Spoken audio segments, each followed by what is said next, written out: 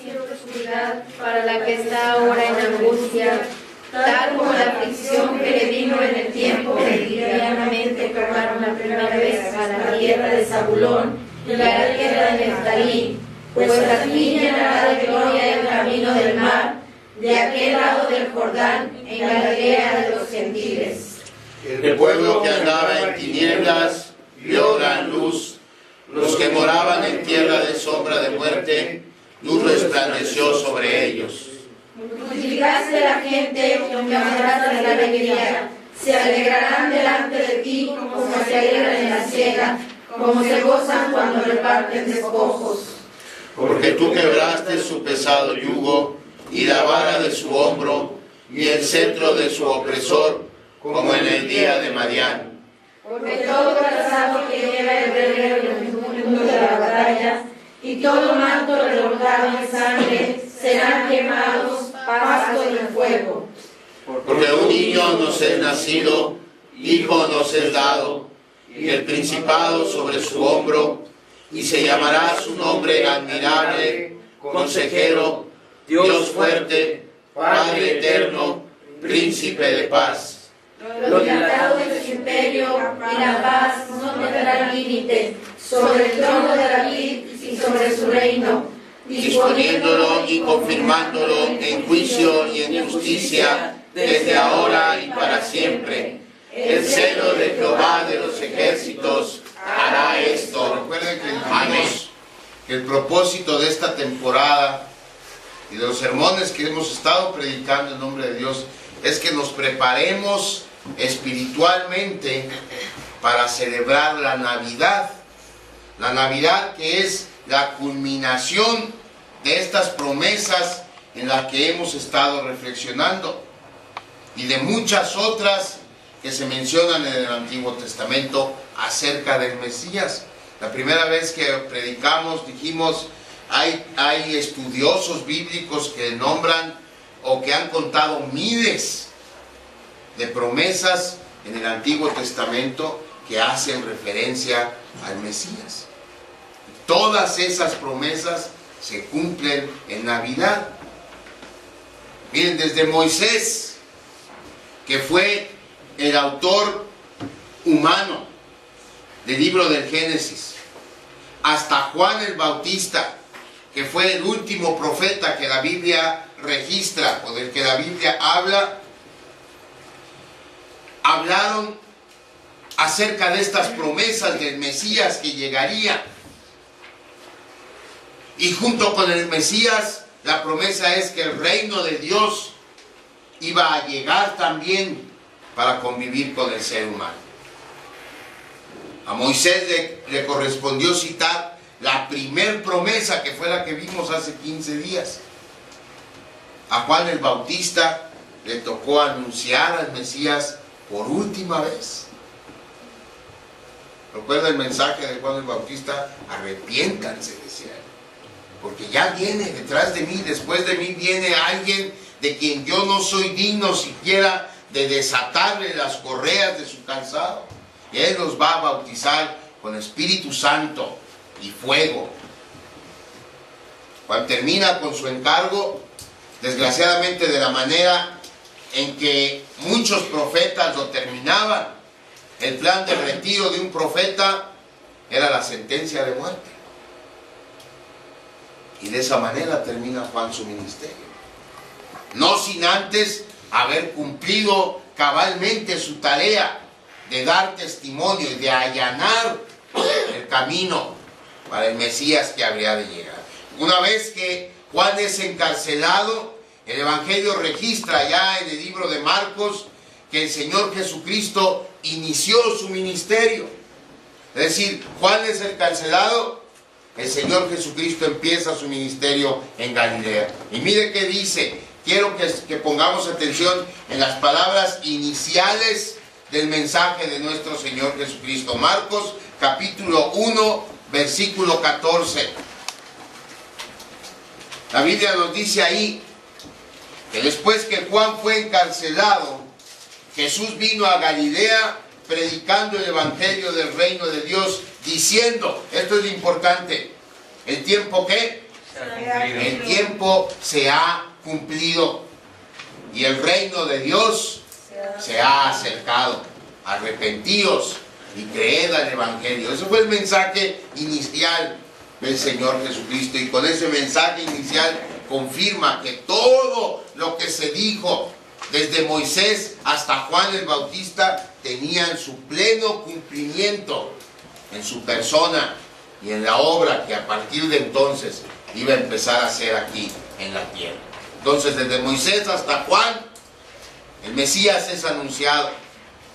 El Señor Jesucristo es el cumplimiento de ese anuncio. Seguimos entonces reflexionando sobre las promesas mesiánicas del Antiguo Testamento, y hoy lo haremos en una muy importante, pronunciada mucho después de que se pronunciaron las dos primeras que vimos.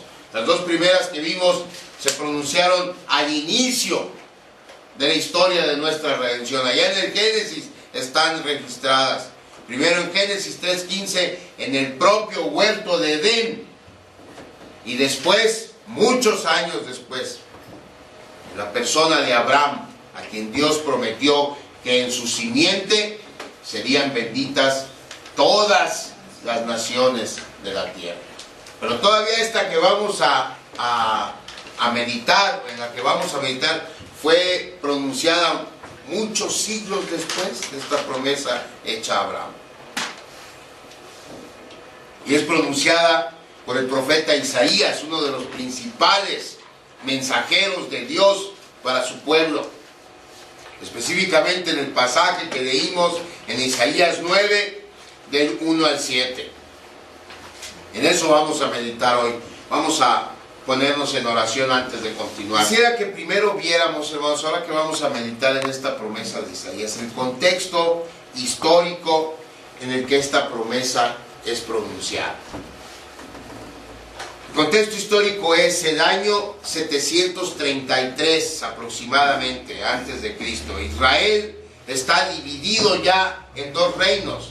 Recuerden que después que murió Salomón, su sucesor Roboam no quiso escuchar las propuestas de los ancianos de no ser tan duro con el pueblo en cuanto a impuestos, y eso ocasionó que 10 tribus se separaran de la dinastía davídica e hicieran lo que se conoció después como el Reino del Norte, que tenía su capital en Samaria, y solamente la tribu de Judá y la tribu de Benjamín quedaron bajo el reinado de los descendientes de David, y eso se conoció como el Reino del Sur, que tenía como capital Jerusalén. Entonces, para el 733 a.C.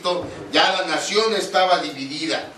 El norte, repito, tenía como capital Samaria, el sur a Jerusalén. Isaías, en el versículo 1 del pasaje que leímos ahí en el capítulo 9, describe el contexto en el que se va a dar la promesa, y él habla de tres cosas, tres acontecimientos, hermanos, en ese versículo 1. Dos que todavía no suceden y uno que ya había sucedido. Miren, él empieza diciendo: mas no habrá siempre oscuridad para la que está ahora en angustia. Eso se refiere a la caída del reino del norte en manos del imperio asirio. Eso todavía no pasaba. Sucedió 11 años después, en el 722.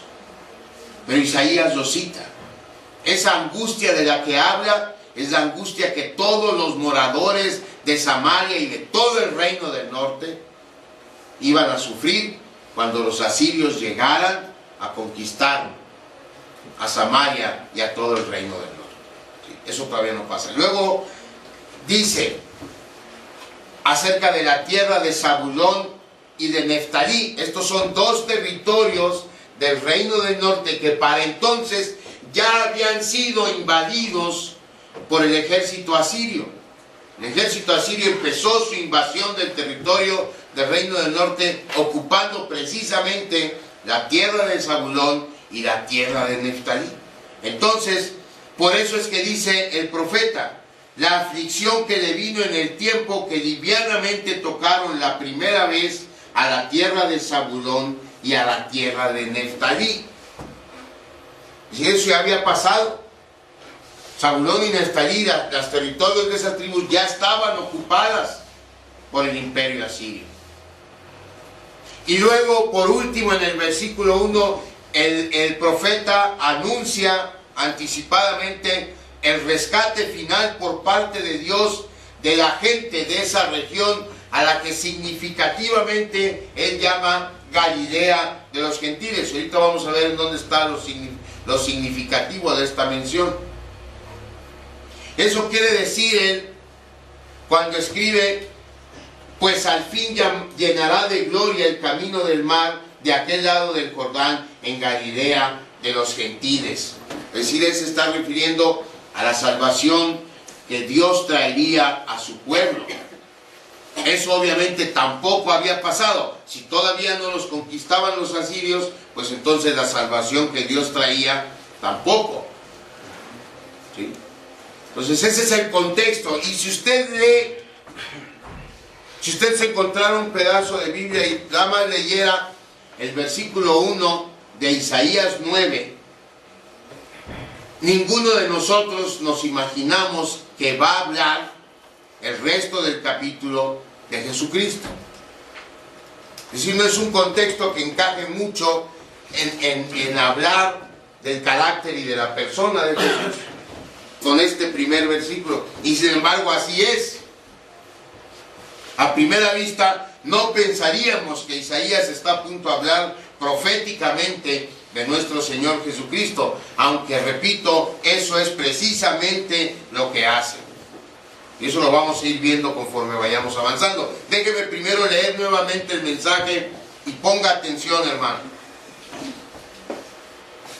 Dice la palabra de Dios: mas no habrá siempre oscuridad para la que está ahora en angustia, tal como la aflicción que le vino en el tiempo que livianamente tocaron la primera vez a la tierra de Zabulón y a la tierra de Neftalí. Pues al fin llenará de gloria el camino del mar de aquel lado del Jordán, en Galilea de los gentiles. El pueblo que andaba en tinieblas vio gran luz. Los que moraban en tierra de sombra de muerte, luz resplandeció sobre ellos. Multiplicaste la gente y aumentaste la alegría. Se alegrarán delante de ti como se alegran en la siega, como se gozan cuando reparten despojos. Porque tú quebraste su pesado yugo y la vara de su hombro y el cetro de su opresor, como en el día de Madián. Porque todo calzado que lleva el guerrero en el tumulto de la batalla y todo manto revolcado en sangre serán quemados, pasto de fuego. Porque un niño nos es nacido, hijo nos es dado, y el principado sobre su hombro. Y se llamará su nombre Admirable, Consejero, Dios fuerte, Padre eterno, Príncipe de paz. Lo dilatado de su imperio y la paz no tendrán límite. Sobre el trono de David y sobre su reino, disponiéndolo y confirmándolo en juicio y en justicia desde ahora y para siempre. El celo de Jehová de los ejércitos hará esto. En esta profecía, Isaías nos muestra 4 cosas. Y eso es lo que quisiera que viéramos hoy con la ayuda de Dios. Nos muestra la razón de la angustia de Israel y de la nuestra. Nos muestra la razón de un futuro gozoso para Israel y para nosotros también. Nos muestra la persona del Salvador de Israel y nuestro también. Y nos muestra el por qué estas cosas son seguras que han de pasar. Esas 4 cosas nos muestra este pasaje. Primero quiero que veamos la razón de la angustia de Israel.